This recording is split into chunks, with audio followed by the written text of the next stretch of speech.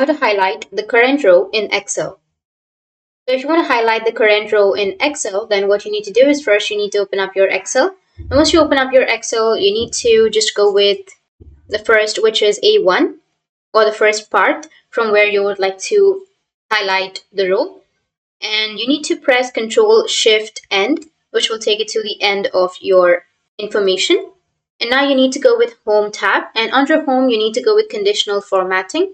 Go with New Rule, and here you need to go with Use a formula to determine which cells to format, and enter the formula. So the formula goes like equals to ROW, and then in the bracket you need to enter the cell name, and after that again equals to cell, double quotations, and then enter row inside the double quotations, and then close the bracket.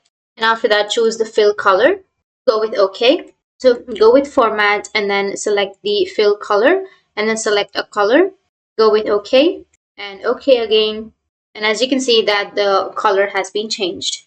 Or you can also just go with a single box and go with the color.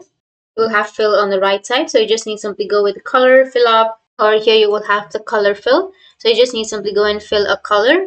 And after that, go with the bottom right and then drag it. That's it. That's how you can highlight the current row in Excel. And if you have any questions, feel free to comment below. Thanks for watching.